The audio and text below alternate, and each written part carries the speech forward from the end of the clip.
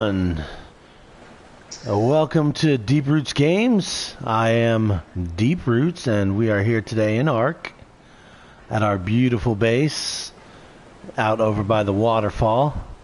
And we're here today to talk about this spiffy leather jacket we got here. Look at like this it? guy. I know. I didn't even know you can make that. That's beautiful. That looks good, right? Oh yeah, it does.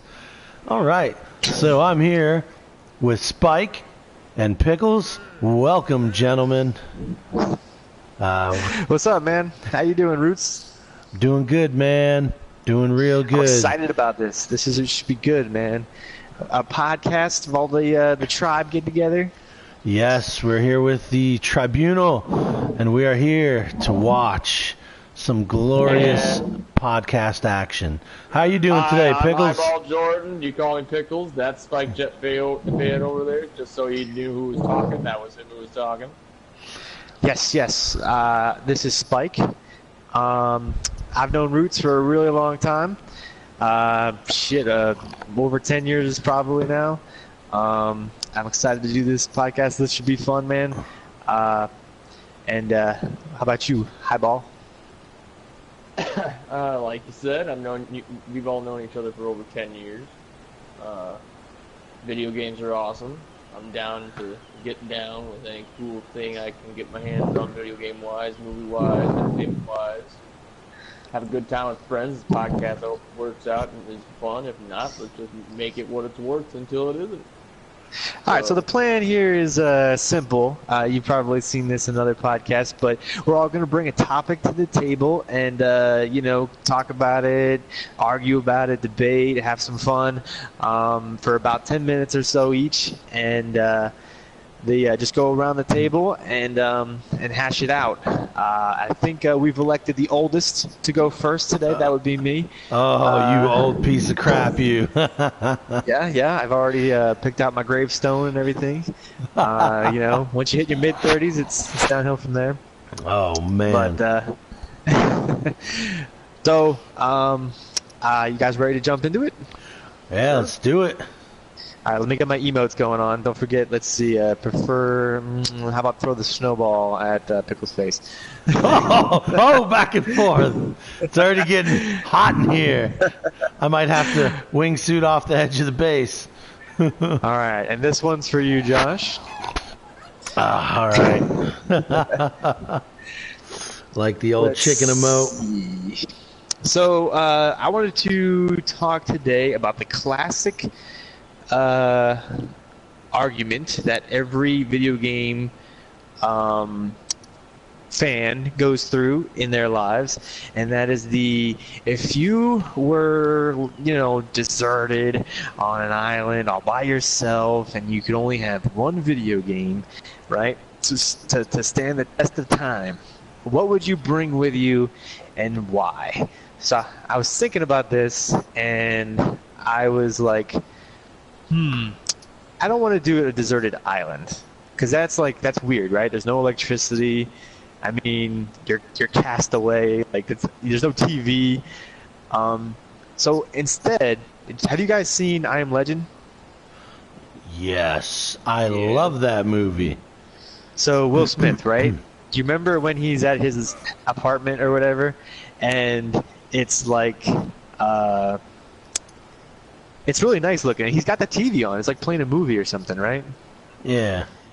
Yeah, he's got like that. He goes to like Blockbuster, right, to rent movies or something. Yeah. Yep.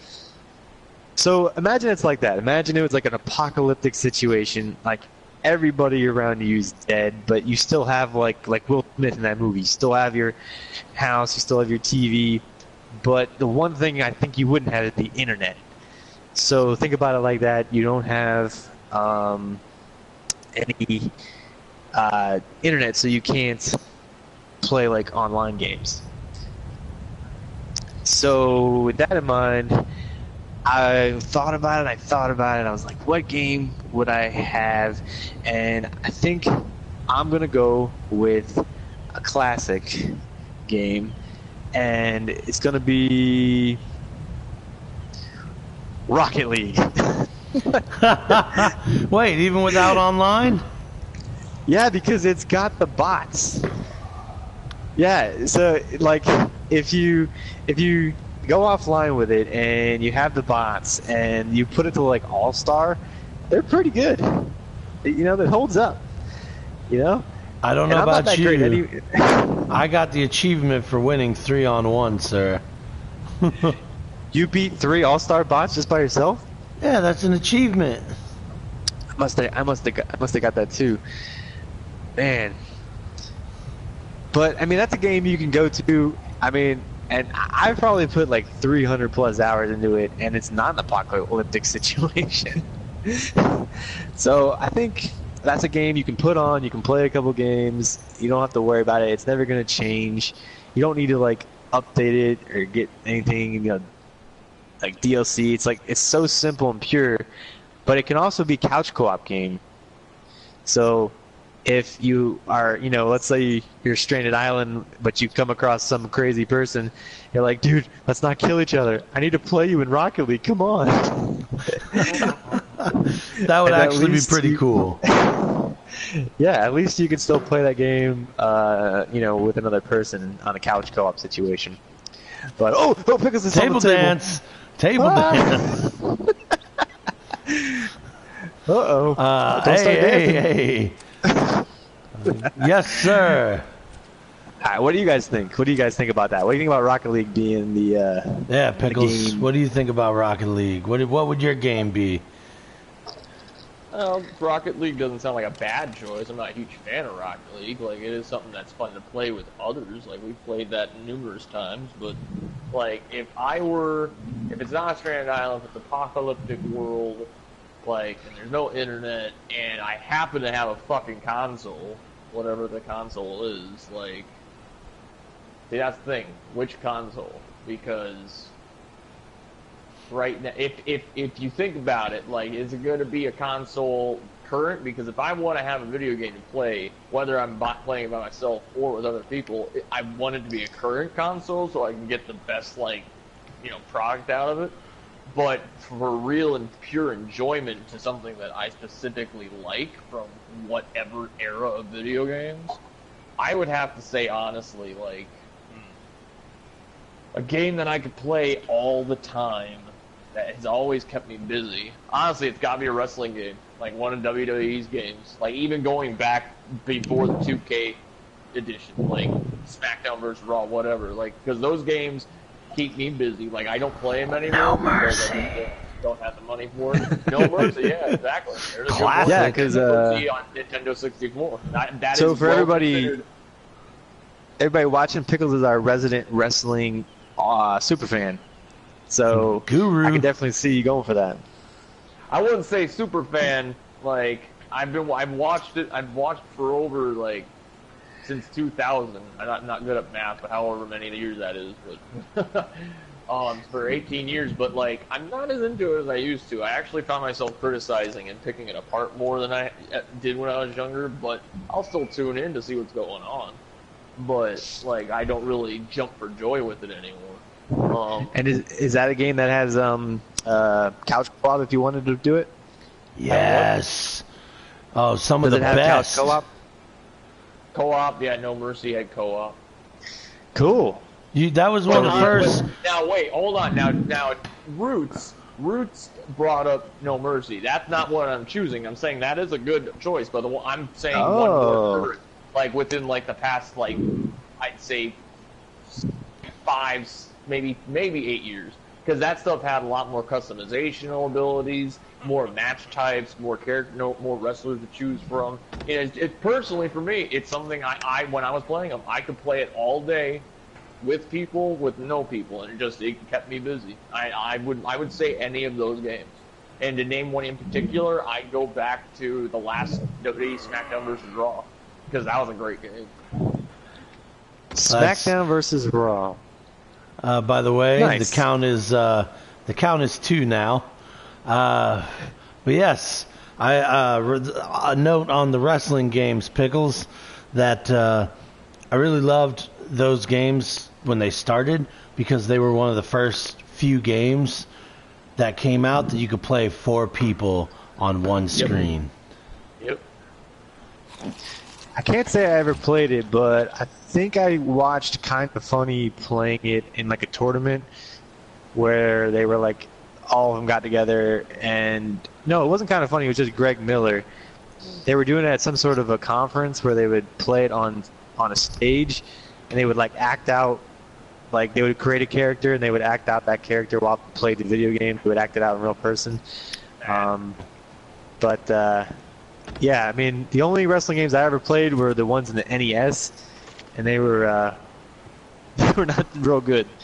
But I hear good things about the 64 ones. Oh, what is going on here? All sorts of bad. All right, so game I would have on an island with no internet connection. Man, that's a good one. That's a very good one. I have a question for you, Spike. Yeah. Does that include the game and any mods made for it, or just we talking just base games? We are talking. That's a good point. So, I mean, without an internet connection, if you had just grabbed like the disc, Okay. and there was no console that already downloaded the updates, you're getting base game. So no DLC, no updates. I mean, when the game released, so like think of No Man's Sky, you're playing like base No Man's Sky, not like awesome new update No Man's Sky. Oh, man, so if that is the case, wow, I really don't know. Well, I might take Ark, the game we're in right now. Ooh, nice That's a good choice. Ark, the reason for that is because think about trying to play this game on your own. It'd be really challenging. And think of how much time you would have to actually spend playing this game. Yeah, but then again, on one hand, Roots, like, you're already in an apocalyptic world setting in real life. Do you really want to be by yourself in an apocalyptic world setting in a game? That is a good point, but the reason I would take it is just because realistically, we're not done with it yet, and I gotta say, between when me and Spike started this game over a year ago, playing on official servers and then the private servers, I've personally probably put in a couple hundred hours into this game. Yeah. And I can still log in. Yeah, I could still log in and have all the same fun. So I actually really like this game for what it is. I love the building aspect. I love the survival it's aspect. great building. Oh yeah, it's I mean, I can't think. I mean, Look where we are. Look what we built here. yeah, if you guys come with me over to the edge, this is what you can build. that. This is your hopes and dreams. A face that looks like a penis. It looks more like a T. Oh yeah. That's what it meant. Or the handle of a sword. A flesh sword. Penis. Not a penis, it's a penis. But I mean, look, we Okay, can build. yeah, man, I hear you. We could build any base we want. I could build the base as high as this goes, and I can build weapons and items, and then I take on the vast amount of world. I mean, yeah, this game is truly something to behold. Imagine if this was the only game on Earth. Yeah, And there'd be a lot of people. well, not just that, but you'd be like, imagine not seeing any other game and you see this game. You would be Yeah, like, super wow. Yeah, that's wow for someone to build all this. So I just think there's a lot of things to do, a lot of content, a lot of stuff to spend your time on. And when I say a lot of content in this game, you're doing a lot. Like I was talking about Divinity to Spike earlier, and Divinity is a good game, but it's too much of an RPG. Battles take 20-30 minutes. So you're spending more time in menus.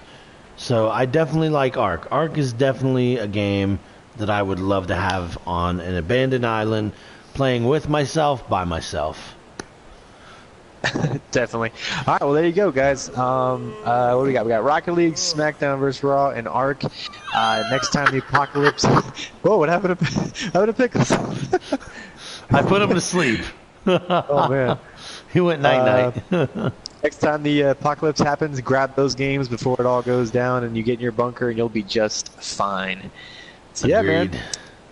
man. Who's up next? All right, so my topic for today's Rootscast is how often do you buy games or game content, and what constitutes value to you in video game DLC after release content? Spike, Okay. do you want to go ahead and start us off? Yeah. Let me jump in this while I'm trying to wake this guy up. In case you're listening to this, Pickles has fallen asleep. We're waking him up. I thought I'm the sleeper here. And just wanted to say, if you're in the chat, right? If you're watching this live with us, please spit out your opinions. We'd love to hear them. We want to hear what you guys think, so we can debate that out with you guys too.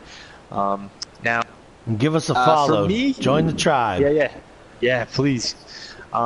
So I am the resident cheapo of the tribe here. So for me to buy a DLC, it's got to be awesome. It's got to be like crazy insane, like the best. If I was to think about how many DLCs or microtransactions I've actually purchased, very, very small, very little. So I mean, I hate when a game releases and it's like they just kind of spit it out, like the modern times right now. They throw a game out and they're like, don't worry, the good content will come in a season pass, or day one DLC. I can't stand that. I mean, I'm back in the day when you bought a game, you got the whole game, and I'm call me old, but that's how I think it still should be. I know a lot of people say Witcher has done a great job because they wait, they drop a DLC like months later. That's just good new content. It's worth the money.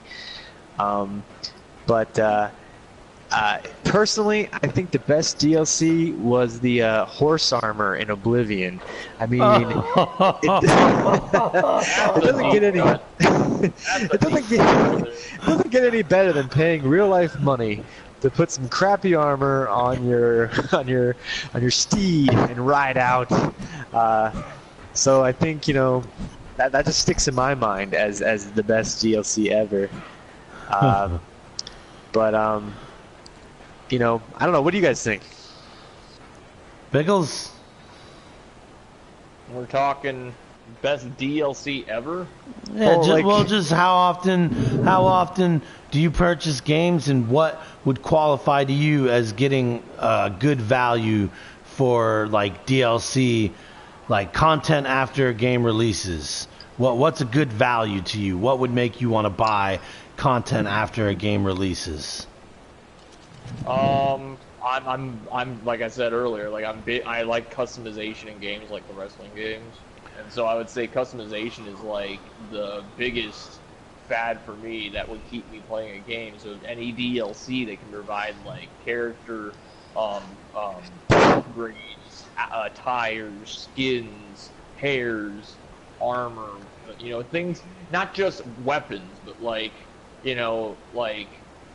to make your character your own character. Like all these movies and television shows depict video games that they tell in the stories they show, like Ready Player One. Your character could look like its own character, its own individual self.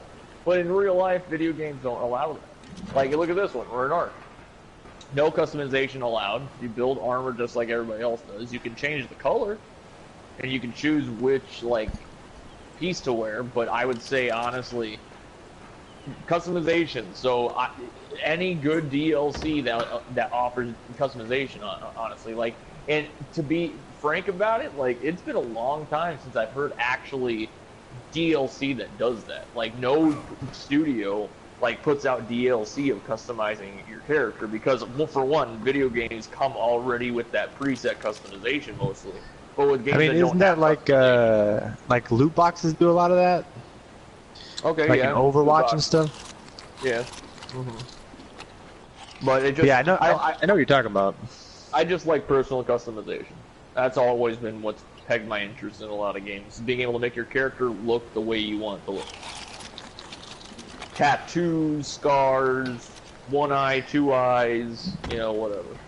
So you think it's okay to pay money as long as you can make the character Oh, your own? I'm sorry. I didn't acknowledge that we'd have to be paying for the DLC. Oh yeah. No free DLC around here. No, the okay. world is not Well, full then- of free DLC. then retract everything I just said for like the past 3 minutes. Like, there's no DLC that's worth spending money on truly. Like, either or you buy DLC and you're spending money, but is it really worth it? I really don't think it's worth it. Like unless the game truly embodies everything you want to enjoy in a game, then if that DLC is going to make you happy, then by all means, that's your prerogative and your preference. So to each their own. Like this game again, Ark. The DLC are the other maps. We're an aberration. This is not the default map that came in this game. That's true. We paid for this. Yeah, the default map was the island. This is like 3-4 maps later. We got this one because our boy Roots over here was like, "Hey guys, let's complete it all." Play with So, me, question: guys. Do you think this was worth it so far? I've had some time to think about this map. This map is like a really good box of Oreos or sleeve of Oreos, but then like you get towards the middle of the sleeve and and most of those Oreos have no cream filling, so it's a disappointment. And by the end of the sleeve, it's like, wait a minute, I want more. Well, shit. And Roots and I, but before we even started this podcast, we've already ventured for like a quarter of this frickin' map, and it's ridiculously huge and almost impossible to traverse through. So right now, I'm kind of upset with this map because it kind of puts itself too high on the bar. Like when we played a previous map, Scorched Earth, before this one, that map pissed me all to hell because it was just too freaking blah. And there's too many things. You had to pay money for that too if you didn't get it on sale or whatever. Yeah, and like there were obstacles in that one, such as overwhelming heat and evaporating water supply, and like no water hardly anywhere. But on this map, it's like to get over to point B, or point H, you got to go from A till H, and it's like I can't even just for the area I've explored on this map. It's really annoying and boring because it's like I can't do this. So I that's one of the reasons why, and I believe I did express this to both of you when we started this map and also prior to this map, that I wasn't looking forward to this map. All right. Yeah, I hear you. All right. What do you think, Josh? I mean, pick Roots. All right. So my idea. Well, how often I buy games? I buy games. I try them like their baby formula, and you're the baby. No, I buy them. I probably buy a game a month or every month or two. It depends too, because the game release schedule, towards the end of the year is where things get real hot. So coming up soon, you got Call of Duty, Battlefield, Red Dead Redemption, Fallout 76. You got like 10 or 12 desirable games coming out real quick. And there's like 5 games that came out in the last month that I want that I haven't bought. But I probably buy like 6-7 games a year. I probably do buy, I obviously buy the most, I would assume I buy the most games in DLC here, I think. Yeah, definitely. But it depends. I value a game that I spend a lot of time on. I don't have a problem spending extra money. Like Rocket League. Rocket League, when I got it, was free on PSN. I've spent hundreds of hours playing that. Hundreds. I've been playing it on and off for years. I've also spent about $80 to probably spent over $100 on loot crate keys. I'm a little bit. He's a whale. Well, if you think about it, if you think about how much time I've spent playing it, I'm probably still on the winning end of it. Because think about it. What do you spend? We've probably spent a couple hundred hours in this game, and the game plus the DLC was $60-80 around there. So, yeah, for the time I've had in Rocket League, I think I got my money's worth. Okay. So, I mean, you, but yeah, you're the DLC guy. Yeah, but again, I think it depends, kind of like what Pickles said. It depends on what you're into and if it meets your needs. For me, my needs are value for time. So $1 an hour. Something like that. Well, if you think about it, there's games where you'll play 20 hours, 30 hours, and you spend $60 on the game. Like, I bought South Park, the newest one, and the DLC, and I probably spent a total of 50 hours on it. And the game plus the DLC is probably $80, $70, but I loved it. The game was great. I think I got my value out of it. True. I'm very proud of the fact that I have not spent a single dime on Rocket League, and I've played it for like, man, must be $200 or $300. Hey, Miss Ninja in the chat's bringing up Witcher 3. Sorry to cut you off, Spike, but we got go for it. talking in the chat. What'd she say? Miss Ninja 008, is that supposed to be like 007, but with just an extra Yeah, 008, bro. This is secret. Secret. I know, she's saying, I know The Witcher 3 was brought up. I don't buy DLC too often, but for that game, I think it was worth it. That was a fantastic game! Exclamation point. Spent loads of hours, but after it was over, I want more, and CD Projekt Red brought it. Yes. So, if there's a DLC award that a game should win, I think Witcher 3 gets it. Why can't every other company just follow that example instead of doing season pass, loot box, buy them, get them, just do awesome content? Yeah, just need those make the most bucks. Yeah, right. I mean, come on. Because of Josh and the, I mean, it's because of people in the whales. Wait, time out. I do not, and my stance has grown harder on this in the last year. But one thing I do not do is I do not buy VC for NBA 2K. I don't buy Madden Ultimate Team cards, FIFA Ultimate Team cards. Yes, and my line in the sand is so drawn that I'm not going to buy Red Dead Redemption because of what they do in 2K. I'm probably not buying Battlefield 5 because of what they do in Madden. At some point, if you keep letting it slide, then they're going to keep doing it. And unfortunately, the only way to talk is with your wallet. I get what you're saying about not buying Red Dead 2 because of the values and morals. And there's rumors they're making it pay to win already with the pre-orders. Miss out on Marston and you meeting each other again and going on a great extravagant adventure. Yes, I will miss it. I will miss the game. I will sadly say that to my face because I do not take that as an answer. Will not be buying Red Dead Redemption 2, and I've been looking forward to that for years. All right, even after it comes out and everyone says it's like the best game ever, I will not buy it. GTA is one of my top 3 favorite series of all time. And guess what? As of right now, with the way they did GTA Online and shark cards and all that garbage, I will never buy a GTA game again.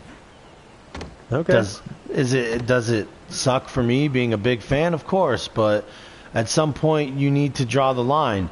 When the companies are saying they're not making money, but their entertainment brand is making record sales, billions of dollars for one IP, I don't want to hear the excuse about not making money. And there should be, if you're making so much money, then why does it have to be pay to win? And again, Red Dead Redemption already went there, and it's not out yet. Oh, if you pre-order, you get a faster horse in online. You get an XP gain. You get a head start. You get a better weapons. Come on, man. We're already paying $60 for the game. There's a poop on the table. I really had to go, man. Can't take this guy anywhere. There ain't no break during this podcast. I had to go. All right, I got it. So, Pickles, what are you bringing to the cast? Well, first I want to go back and clarify my response to your question, to your subject, Josh. And that was DLC that's worthy to buy, depending even if it's any game. Because I would say if it's a new map, that is worthy DLC that I can understand anybody spending money on. Because these maps, like on Ark, and then maps that we've played, that we've experienced in the past through games of Call of Duty or like Far Cry, like Spike and I played Far Cry 3 or Far Cry 2. Yeah, it's an old game. We're old people, but it was that was a long time ago. But that map in that game. No, that was pretty freaking amazing. That game. Go ahead, Rob. Pickles. Go ahead. But that wasn't DLC. What I'm getting at is the size of the map that was Far Cry 2's map, and it's only gotten bigger. A lot of games offer maps that come in that size through DLC. So I personally would say, if it's a map, then yes, I'll buy it. If it's in a game that I really enjoy, because that just is more to explore. Speaking of maps, as long as it's done right, it's got to be done right. It can't be just a cash grab. It's got to have content. I agree. Yeah. Well, speaking of maps, the one thing I hate about them selling maps is online games. It separates the player base. Period. End of story. Yes. Brother. When I bought, I'm ashamed to say I even bought the game to begin with. When I bought Battlefield 1, I bought the season pass. Guess how hard the first week that the second DLC pack came out, it took me 10 minutes to find a game. The first week it was out. Yeah, that's horrible. Yeah, just make the maps free. At least they learned their lesson, and the new Battlefield will have free maps, if I'm correct in that saying. Yeah, yes. And for anybody who's listening, if there is anybody listening to our inaugural podcast of Rootcast, we might sound cheap, but we played our fair share of video games over our lives. We're in our 30s, and we know what it means to play a game so much that some things should be free by now. And it's only gone so far to where everything costs something now, and it's ridiculous. Yeah, if your game is free to play in the beginning, then that's kind of okay. But if I paid $60 up front for your game, then that's just even more depressing when I have to pay even more money. Imagine all the games that are out that are free, like an app. Right. It's like an app, but they're just free games. You can download them for free and play them as much as you want, but then the DLC comes out and it costs money. That makes sense. You got to make money somehow. But if you put out a game for $60, the DLC should not be 60 or more than that. That's just elephantitis ridiculous. It's just... it's got to be at least half the price of the game, or even lower than Battlefront. That, $10, $15. I'm down for a $10 DLC. Maybe then. Oh, we said we weren't going to be talking political jabs, Roots. No talking about Battlefront. All right. Pickles, what topic are you bringing to the table? Bring it, Pickles. Well, since we have been gravitating around video games as the subjects of our first episode, I was going to go with one, but now since it's video game focused mainly, I'll go with my secondary that I had ready to go. So we were just talking about GTA and Red Dead Redemption and Far Cry. Those games have what in common? They're open world sandbox games. You know? Yes. And recently, as of just 5 days ago, I bought Marvel's Spider-Man for PlayStation 4. And I've already completed it. Yes, I played it nonstop. But I already did it. and it's a pretty freaking good game. Like, I was very skeptical at first, but aren't we all? But like, as I progressed, it was enjoyable. Like, for anybody who's played Batman Arkham Asylum, that's a damn good game. And all Marvel Spider-Man on PlayStation 4 is just that. It's Batman Arkham Asylum, but there's nothing wrong with that. And it's got a Spider-Man skin on it, but it plays just the same. But I was very impressed with it. And the story mode, the campaign was great. However, what I'm getting at, though, is the fact that all these games that I had mentioned are open-world sandbox games. So, if you had to choose which open-world sandbox game you could play, because all the others would be erased from existence, which one would you want to save? Okay. It's open world sandbox. Good question. And outside of those that I had mentioned, any open world sandbox game, pick one. But you can only choose one. In this theoretical metaphor, if you choose one, the rest will all be obliterated. They will be Thanos snapped out of existence. Okay. I'm down. Powerful words. Roots, do you got an answer? You want me to go? Go ahead and go, because that's a tough one. Yeah. I mean, come on. There's so many good open sandbox games. But I am going to expand the universe on your question. You see what I did there? I'm going No Man's Sky, because when you think about open sandbox, you think about a tiny little map, right? But No Man's Sky is an entire universe open sandbox. You can go to countless planets, and the planets aren't little tiny rocks.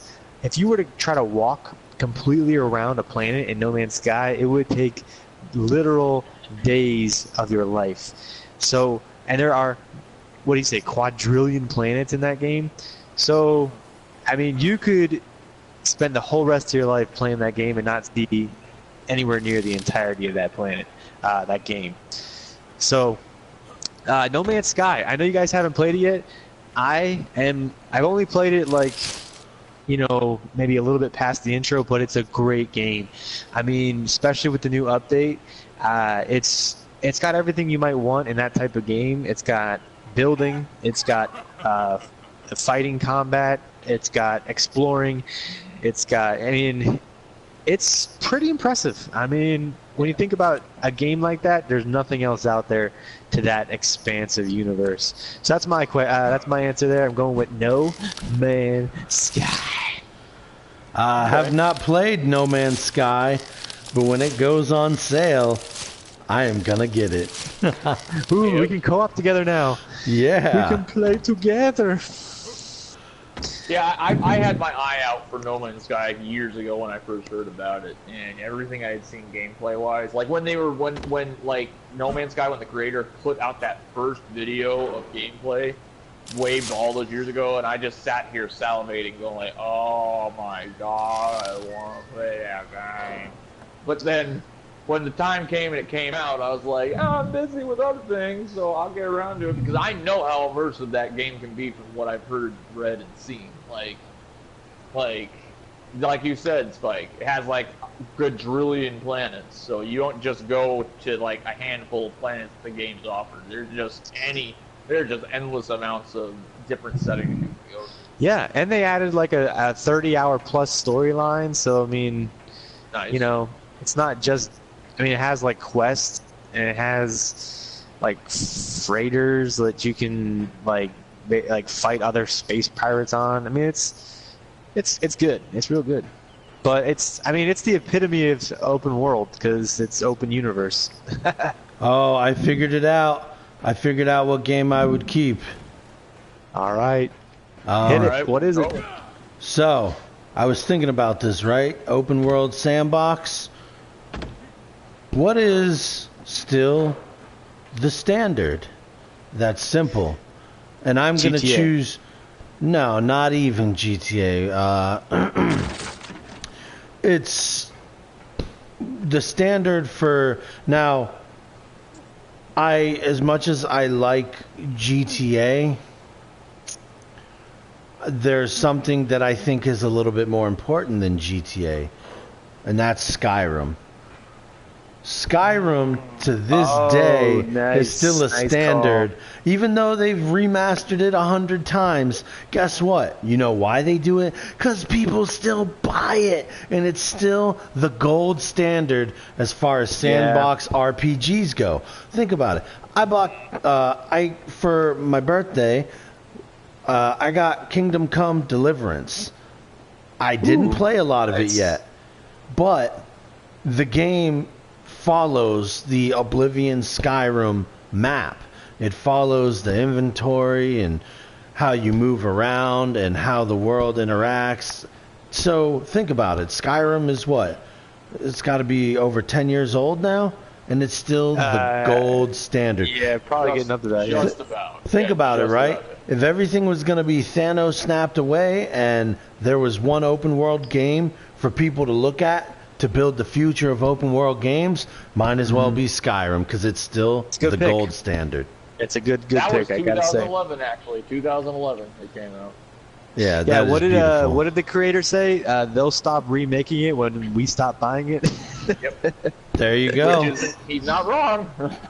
hey, I purchased the latest edition a couple months ago and started playing it again.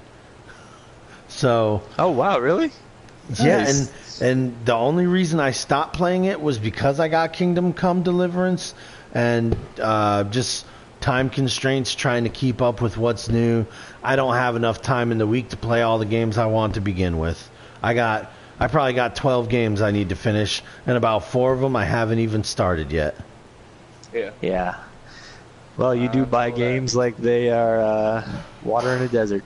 Well, I never bought Dragon Age Inquisition, and I got it the deluxe on sale for $5, but I still haven't started it yet.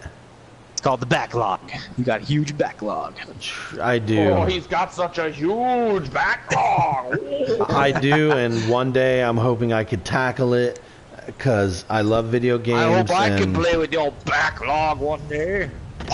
Yeah, no, that's never gonna happen. Earthquake coming in. Oh, Sit down, get in your chair, you gotta fire. Get under the table. Get under the table. Weather report, rootcast, weather report, earthquake. So we didn't hear from Pickles. What sandbox game for you, my friend? Now, this was my secondary subject because my primary one I was going to go with had nothing to do with video games.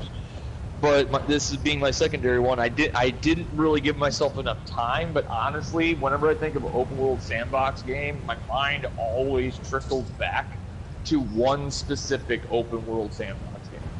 A game that I put so many hours into that I don't even remember how many hours I put into that game. And it was just always something to do. It was fun. It's never ending. It was a bit of an MMO, but still, that's open world sandbox.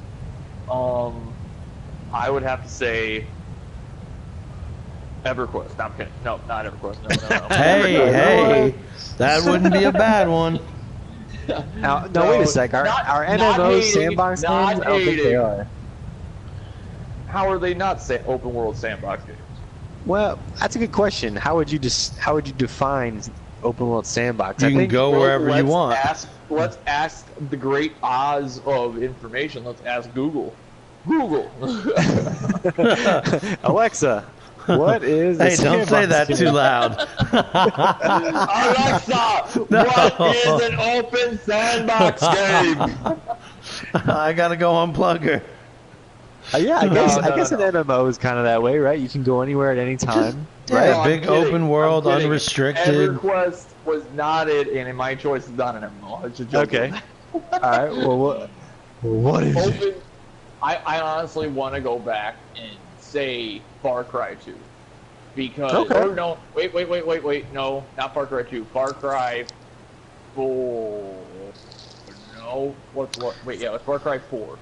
So 2 was the one in Africa, 3 was the one in like the island jungle, and 4 was the one in like Tibet. With the Fohawk antagonist guy. That was 3, wasn't it? Yeah, that was 3, and then 4 is the one that just came out. Now, I think, if I remember correctly, Far Cry 2 you really liked because you when you were playing it, you were telling me that you got to, like, what you thought was the entire map, right? And you're like, Yep. and then you get to, like, this part in the story, spoiler alert for a really old game. Spoiler! Yeah, if you haven't beaten Oh Far my Cry God, 2... if anybody's behind, that's what happened! 15-year-old spoiler incoming! Cover your ears for the next 5 minutes. So I remember Pickles telling me, he says, dude, I got to what I thought was the end, and then an entire new area of the map opened up that was just as big as the other area.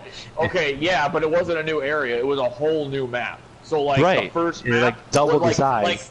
Like double the pleasure, double the fun, you know. But like the table right here that we're sitting around, that was the map. And then boom, you beat the game. You come do everything on the map, and then the same size map opens up, and it's like, whoa, what?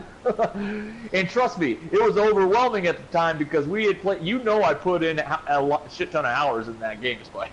And so when I finished it, I felt like, oh, this sucks because it's just more to explore, and I was like, oh no. But that is worth playing a game when it has something, especially if you play it, if you organize it and work it out in the game to be a surprise at the end.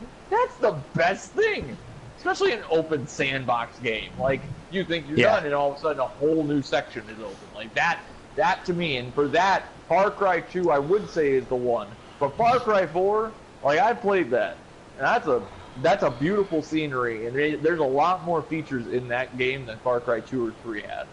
So I would say Far Cry 4 is the one sandbox game I would say. Now, can I say something about Far Cry 2 real quick? Take a tangent. Mm-hmm. So, Far Cry 2, I mean, when that game did something that I absolutely loved. Your gun could jam in that game. Yep. That was so... Oh, I remember that. That was so cool. Like... I mean, that blew my mind. Go to shoot, hit F to pay respects. and that was one of the first games that really did good when you, like, threw a Molotov and then the fire spread in the grass. Oh, it was amazing. That game, that Far Cry 2 was ahead of its time, man. It was really good. Wait, I think I remember. Spike, I remember you saying, hey, watch this, and boof, and the whole, the grass started to burn. Yeah, I mean, just awesome. Yeah. Oh, we got somebody in the chat right now. Gray Gamer 399. How you doing, Gray? He's actually asking if he can join our ARC.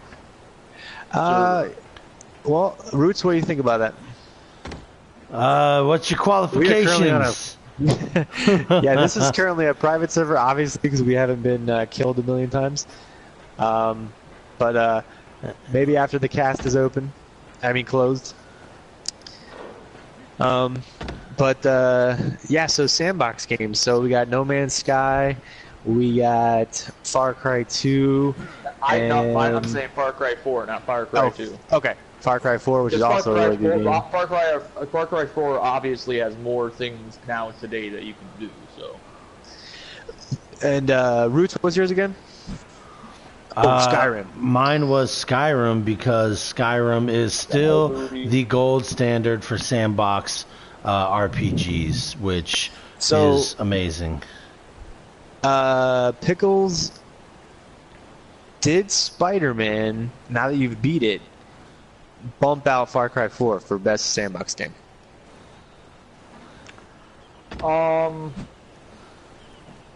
No, because I like first-person games more than third-person, and just for that aesthetic, like, Far Cry 4 still is above Spider-Man, but Spider-Man beats it in story mode. Spider-Man has one of the best campaigns, I'd say, since Batman Arkham Asylum. But Far Cry 4, the campaign's really good, but it's just more of the texturization, the setting, the atmosphere that you're given in Far Cry 4. Plus, even though we were talking about DLC earlier, there is a zombie DLC for Far Cry 4, and that really tingles my happy place. So. Okay. But Spider-Man 4 was great. It's just, like, I know they're making a second one, So I'll wait until the second one to decide if Far Cry 4 is not as good as Marvel Spider-Man, because So, just for a point of clarification, the zombie DLC you're speaking of is for Far Cry 5. But yes. Also very cool. Far Cry 5, I actually bought that one, and that had a very good open world too. I'm a sucker for fishing in games. Like I don't know why I don't fish in real life. Fishing But Planet. if a game has a good it can't be the whole game. It's got to be a mini game. If there's a fishing mini game, and then I'm down fishing for in it. this game is a mini game, just as long as you catch a fish. Are you talking about Ark? Oh my god, yeah, it's so bad. Yeah. Oh, it's awful. Yeah, I mean, okay, there's a fishing mini game in Final Fantasy 15. There's a that fishing one was minigame. good. Yeah, and there's a fishing minigame in Zelda Ocarina of Time that blew my mind as a kid. That was fun.